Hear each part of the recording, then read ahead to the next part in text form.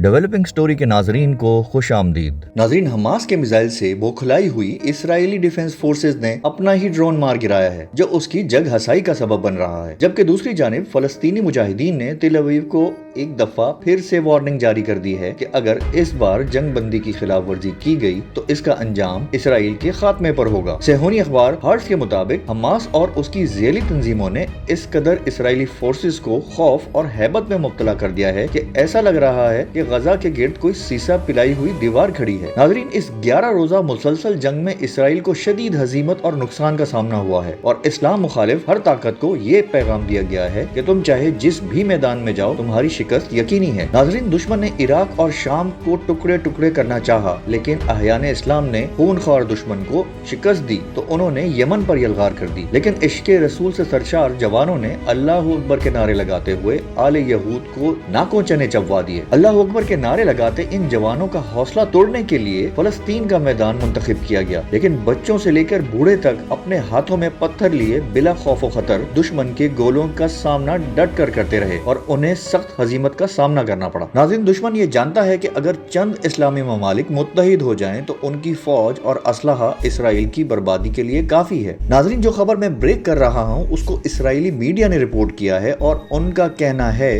कि किस तरह इसराइल का एयर डिफेंस सिस्टम आयरन डोम अपने और दुश्मन के तैयारों में फर्क करने में नाकाम हो गया है। हमास ने जिस स्ट्रेटजी के साथ इसराइल पे मिसाइल बरसाए उससे इसराइल का आयरन डोम सिस्टम भी सटपटा गया और जैम हो गया, और बजाय इसके कि वो हमास के मिसाइलों को निशाना बनाता, उसने अपने ही ड्रोन को निशाना बना दिया। ये बिल्कुल वैसी ही सूरत हाल है कि जैसे पाकिस्तान ने भारत को सरप्राइज दिया तो भारत ने घबराहट में अपने ही हेलीकॉप्टर को निशाना बना दिया, जिसका इकरार उन्होंने बाद में किया। इसराइली फोर्सेस की जानिब से भी ये इकरार कर लिया गया है कि उनके आयरन डोम ने अपने ही ड्रोन को निशाना बना के तबाह कर दिया है, और साथ ही साथ इस वाक़े के बाद इसराइली इंटेलिजेंस मोसाद के चीफ को भी बरतरफ कर दिया गया है। दर हकीकत ये इस बात का एतराफ है कि उनकी इंटेलिजेंस एजेंसी किस तरह बुरी तरीके से नाकाम हो गई है और हमास उस टेक्नोलॉजी को हासिल करने में कामयाब हो गया है कि अब इसराइल उनके निशाने पर है। नाज़रीन, हमने आपको बताया था कि हमास ने ये टेक्नोलॉजी कैसे हासिल की और कैसे एक इंजीनियर ने